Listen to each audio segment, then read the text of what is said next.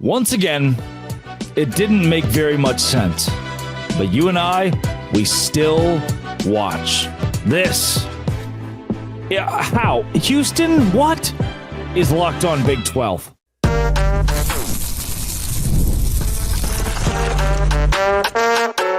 You are Locked On Big 12, your daily podcast on the Big 12 Conference. Part of the Locked On Podcast Network, your team every day. Happy Sunday, everybody. Welcome to Locked On Big 12. I'm Drake Toll from America's #1 Big 12 podcast, Locked On Big 12. Thank you for making this show your first listen every single day. I don't know. Houston beat Utah. If you hit subscribe, I get to keep my job, and rent is high. I would love to keep my job. I just don't. Where do we begin with this? I'm going to go through the opening segment, the night games specifically, then middle segment, the day games, because those were also insane. Oklahoma State has not won a game in Big 12 play yet, and Texas Tech gave up a massive lead. Then in the final segment, why was BYU an underdog against UCF and then pummeled them? But first, what? Houston, what? Utah, what? This game in general. The Houston Cougars down 14-7 going into the fourth. Offense doesn't exist. What if Zion, Chris, and company found a way? He had 2 touchdown passes in this 17-14 game where Houston won. Our preseason Big 12 champion against preseason 1-11 Houston, and now the Cougars might have a better chance of going to a bowl than Utah.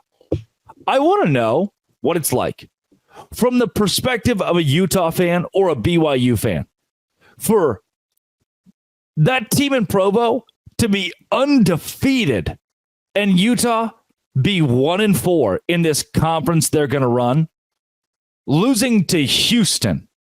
The inability to field a competent quarterback. Brandon Rose, 7 for 15. Isaac Wilson, 13 for 22. And maybe you're like, hey, well, when Isaac Wilson did play, he was good. 13 for 22 is not good. Like I saw, and if you don't want to rely on Isaac Wilson or Brandon Rose, maybe run the football. Micah Bernard's so good. Come on, guys, right? 14 carries, 51 yards. As a team, 26 carries, 90 rushing yards for Utah. I don't even know. Z-Biotics is one of our sponsors. They're like a pre-alcohol drink. I think a lot of Utah fans need some Z-Biotics and then a copious amount of alcohol. Because, wow, this is what you bragged about all offseason. This, and for Houston, I want to apologize. So often I get caught up in these upsets, and I don't give enough acknowledgement to the team that actually won the game. I talk about the team that lost. For Houston, Willie Fritz, you're building. Like, Willie Fritz is the guy. Show up. That dude gets it. And he wins football games, even in year one, against the preseason Big 12 favorite, West Virginia. Again, the battle of who's going to fire their coach. Oh, who's going to be? I love Nico Marchiol. Noah Fafita's good. Like, the Arizona offense was not bad in the second half when it was, hey, go win the game. First half, stunning, and stunning in a bad way. Second half, go win the game. They tried. Nico Marchiol was just a dude. Like, as I gave you Isaac Wilson's stat line, the inability to complete passes, Nico Marchiol, 18 for 22, 2 touchdowns, 9-yard per completion average. Yes. Yeah. Jaheim White, CJ Donaldson. Let's do it. Let's balance it back and forth. Hey, speed back, power back. Oh, wait a second. Oh, Garrett Green's out. We must not have a quarterback that can run, do we? Nope, we do. Nico Marchiol. I love him. I love him. I'm reading all these tweets pregame of like, yeah, West Virginia missing all of their best players going cross country. That's just going to be an upset. Oh, no. Yeah. Then this happens. West Virginia dominated this game. It was not as close as 31-26. To me, watching this game, like split box watching this game, I thought, yeah, West Virginia, they're going to win. And they did. I don't know. Brent Brennan, I don't know. You have Noah Fafita, Ted McMillan. That at least gets you somewhere, something. Hopefully, like Ted McMillan is doing everything he can. 200 yards receiving. And you lost. And you were pummeled for a decent part of this game. It's tough because it's his first year. Not his guys, not his scheme.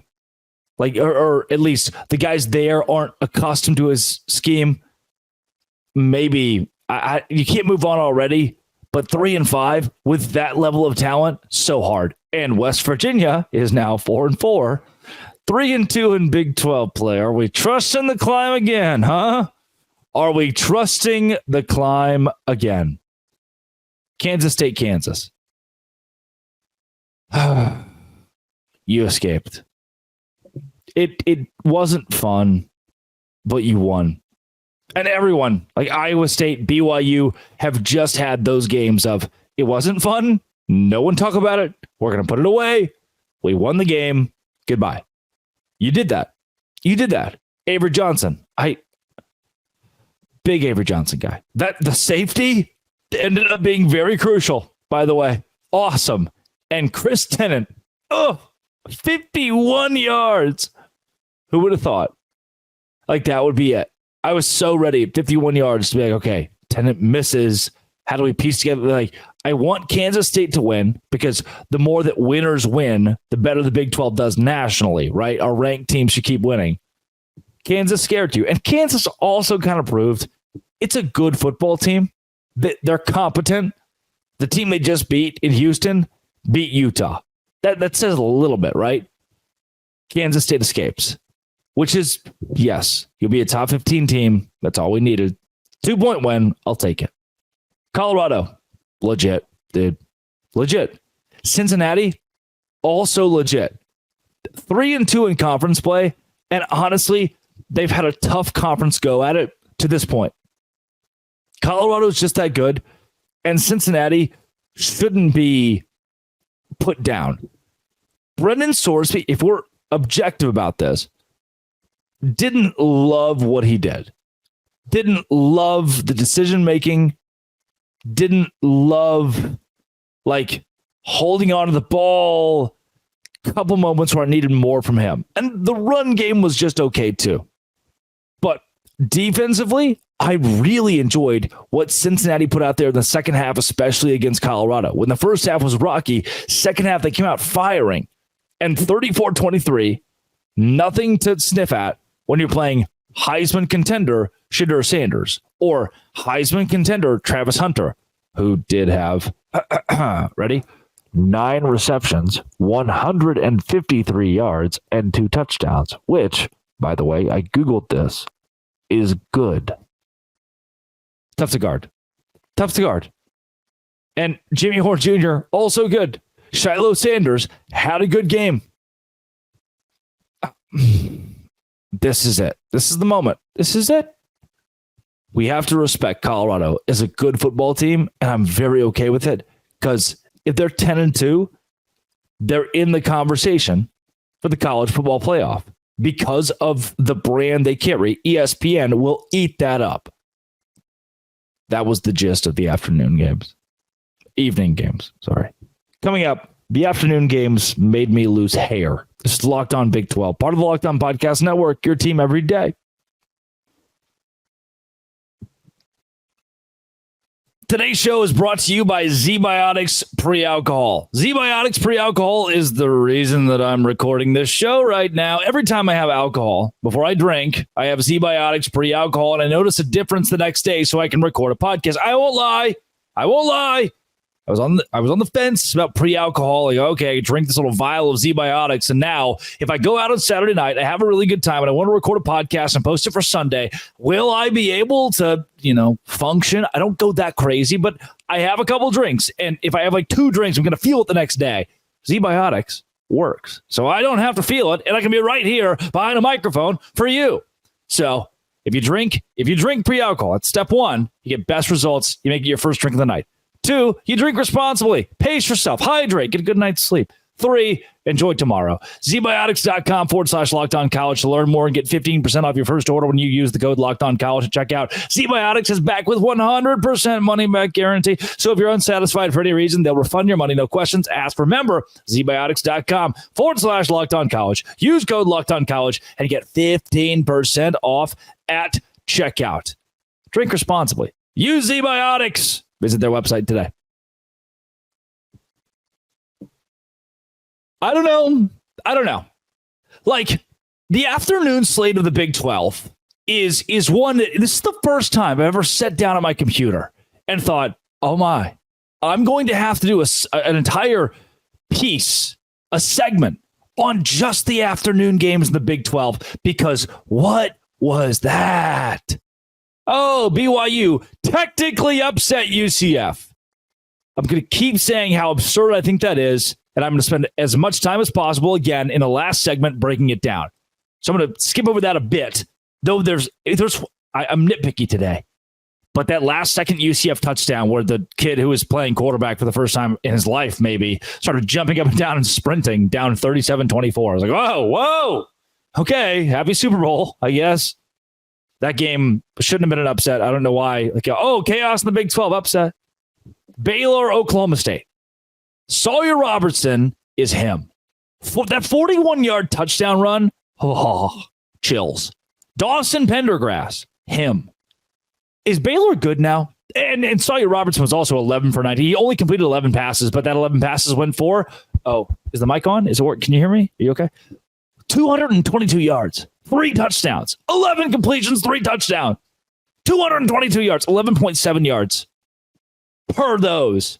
That's good. Dawson Pendergrass, 142 yards on the ground. Must have had a couple carries, huh? 6. Yeah, 6 carries. The Oklahoma State defense, do I have to say it again? All offseason. Even Cody Stovall, who was locked on Oklahoma State, was like, oh, you just wait. Our entire defense is back. Our entire offense is back. And I go to question, wasn't the defense bad? Do you want those guys back? They were back. 38 carries for Baylor as a team, 343 rushing yards to go with those 222 passing yards. Now, if a Baylor football team wins a game, but there are no fans there to see it, did they really win the game? Does it really count? If no one was on hand personally to witness this happening, the pictures of the stripe out were abominable. Stunning. It was a seat out. Oh, how many fans can dress as seats for homecoming? And Baylor fans get super defensive. Hey, don't say that. Hey, be nice. What? No one was there. I'm looking at the pictures. It's not a nice thing. Mr. Mann in the athletic department was like, oh, yeah, you guys dress as stripes. Baylor says, all right, well, we're just not going to show up then. Start asking us to do stuff. Ugh. The Ashton Hawkins catch was great as well. Oh, wait. Oklahoma State played. I forgot. They were also on the field with Baylor-ish. Ollie Gordon, 18 carries, 77 yards. He was shut down. Matt Jones, the Baylor linebacking core, he was shut down. Brennan Presley was the best thing that Oklahoma State had going for it. I love this so much. Someone's going to read the box score and think, wow, Alan Bowman was good. 359 yards. And what they didn't see was Alan Bowman being like, oh, please don't hit me. Here's I'm going to throw the ball 3 yards down the field to Brennan Presley.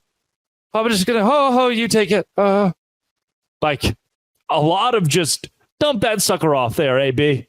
Dump that sucker off, kid.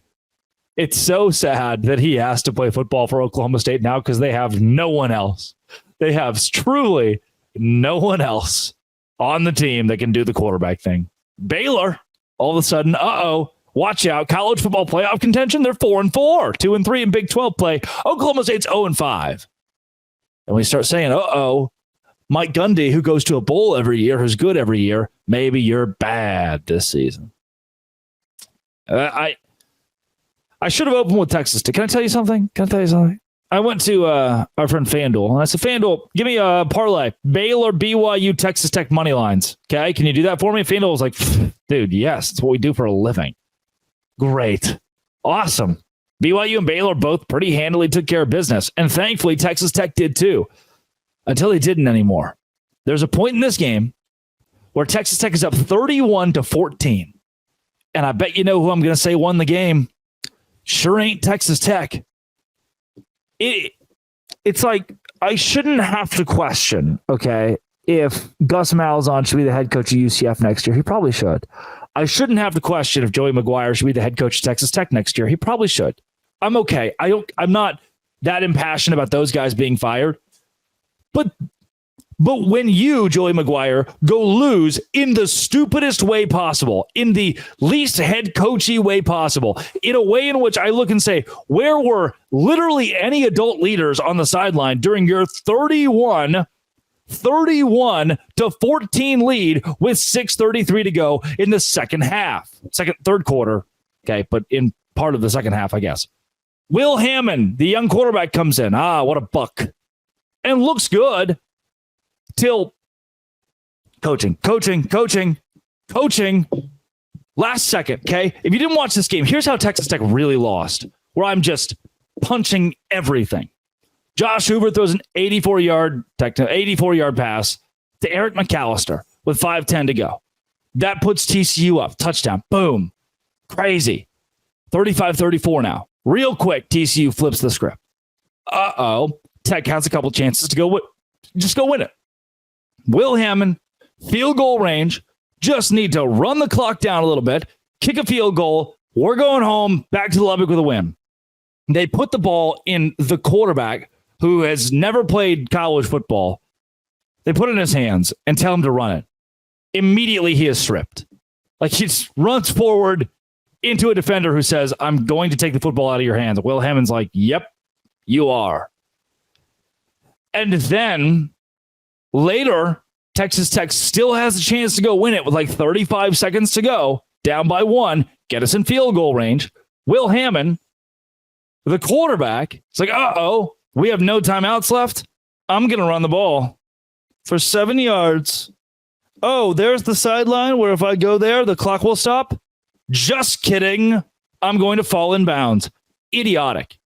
He's just a boy. He's a child. He's a kid. I don't care. You play football. Know a little bit about what's happening in the game of football that's happening in front of you.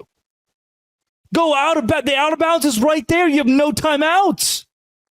There are 9 seconds to go. You can't just fall in the middle of the field. That's coaching, too, by the way. Hey, tell the kid who's in the game, because Baron Morton's hurt, to not be stupid, to do something normal. Bright lights, big moment. No. Some things are so simple, you just know how to do them on a football field. And with 9 seconds to go and no timeouts, kid's like, you know what? I'm going to lay down right here. Drake, you're so mean. You're blaming a kid. I'm not. I'm blaming a college football player that Joey McGuire coaches. Coach him. 31-14. Seriously. 34-21. 34-28. 34-35. I don't get it. There's malpractice at some level there. 3-2 Texas Tech in Big 12 play. 3-2 TCU. You've just saved their coach. They lost to Houston. What? And you beat the crap out of them at their place until you didn't anymore. This is a beautiful segue into me also being angered by the national whatever machine that wants the SEC to dominate everything. We exist. The Big 12 fans are people too. You wouldn't know though, huh? Coming up, we're being disrespected, and it's making me sad. On Locked On Big 12, part of the Locked On Podcast Network, your team every day. Today's show is brought to you by Game Time. Been seeing a pretty lady recently. She is blonde. And I saw that locally the Marshall Tucker Band was playing. So I bought tickets from Game Time to go see, yep, that's right, the Marshall Tucker Band. And it rocked. That dude played the flute. Can't you see? Crazy good. What's the other one about love that they sing? Yeah, it was great.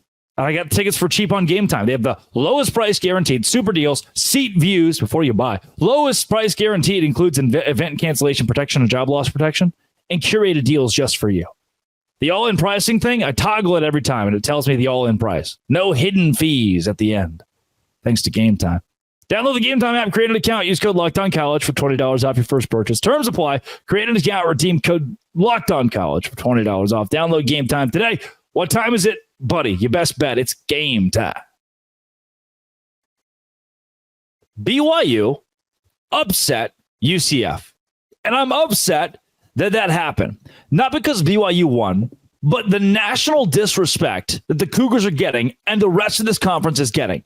Here's why. And I will break this game down, but for BYU, for Iowa State, for Kansas State, there is a rhetoric nationally that is completely irresponsible that this conference is so cannibalistic. This conference beats itself up so much. There's so much parity. The Big 12 can't have one team that's dominant over the others. Here's why. Here's why, after watching BYU blow out UCF, I'm not happy. Vandy, 18-point underdogs against Texas. Oklahoma, 21-point underdogs this week against Ole Miss. How about Missouri? 15-point underdogs against Alabama. Illinois, 21-point underdogs against Oregon. Why? In all of those examples, there is a really good football team, top 10, top 15 football team, playing an also kind of relevant football team. In the case of Oregon, Illinois, two ranked programs.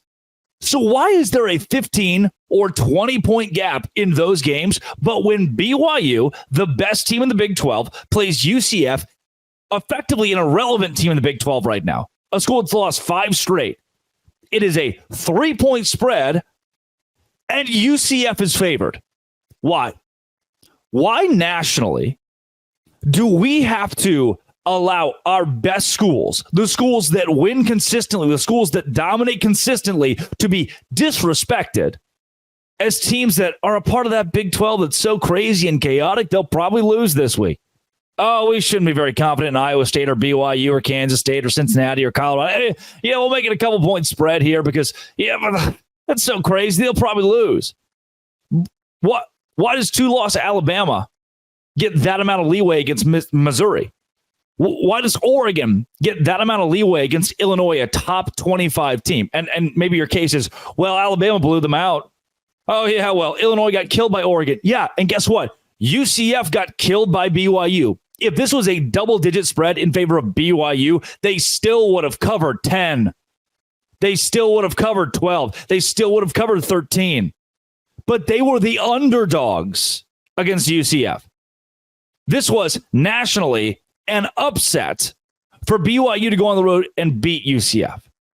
That's not a representation of what this conference is right now. It's not a representation of what BYU is or Iowa State.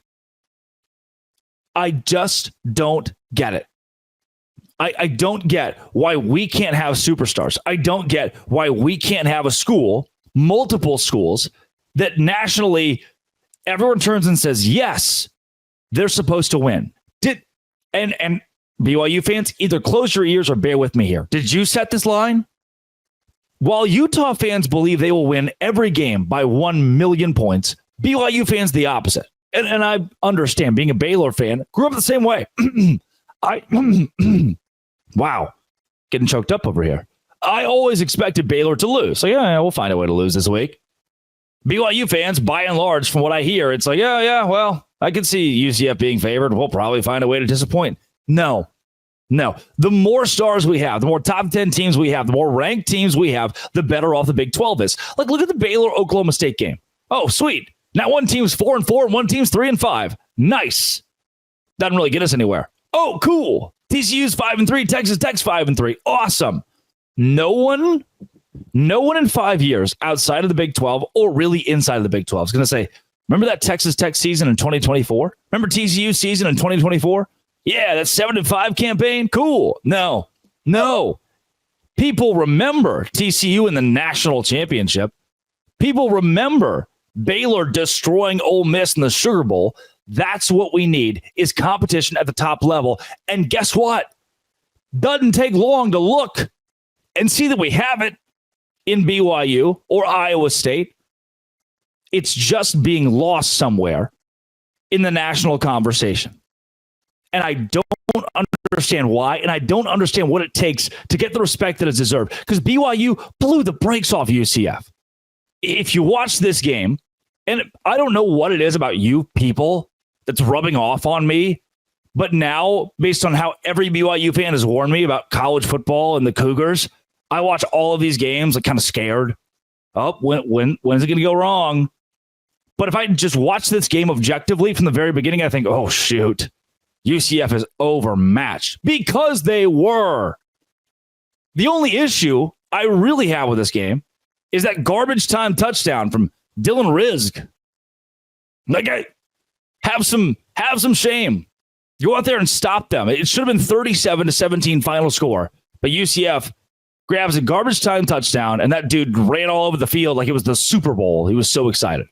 14 points in the fourth quarter for UCF that made this game at 37-24, at least somewhat respectable-ish. But for BYU, from Jake Retzlaff to LJ Martin, who is a stud. Hinkley Rapati, what a shocking add to this BYU offense. Great. And then Chase Roberts doing what he does. Darius Laster doing what he does. Parker Kingston doing what he does. The list of names that have starred for BYU offensively continues to grow. It gets better and better every darn week. And then defensively, pulling up turnovers. Isaiah Glasker grabbing one, and it's both sides of the ball at this point.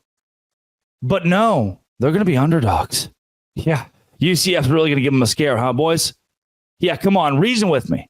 Wait, what about Utah this week? What about Kansas at home? Do we have to keep putting BYU behind the punch? And what is the point? What is that when everyone else in the top 10 gets an immense amount of respect and BYU is sat here as an underdog? What's the point?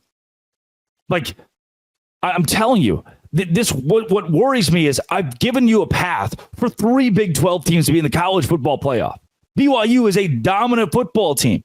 I'm watching them do it. I've shown you the path. UCF doesn't belong in the same stratosphere as BYU.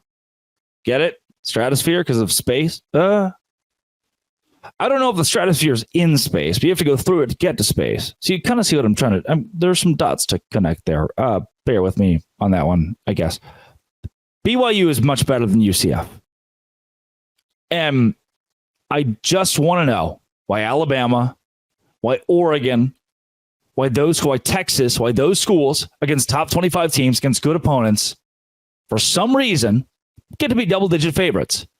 BYU should have been, could have been, won by 13. But no, those Cougs, they're underdogs this week. What an upset. All of America's excited for you, BYU. Hope you celebrate. Have a cigar. Ooh. Church of Jesus Christ of Latter-day Saints. Cigars? Yes or no? I don't know. I would have to Google that. If religiously appropriate, have some cigars. If not, Cougar Tails. Thank you. Coming up tomorrow, let's break down more of the football stuff that we do here in this conference that we get no respect for some reason. One day we will. One day we will. This has been It Always Will Be. Locked On. Thanks for making it your first listen every single day. Dose Grande. Hit subscribe.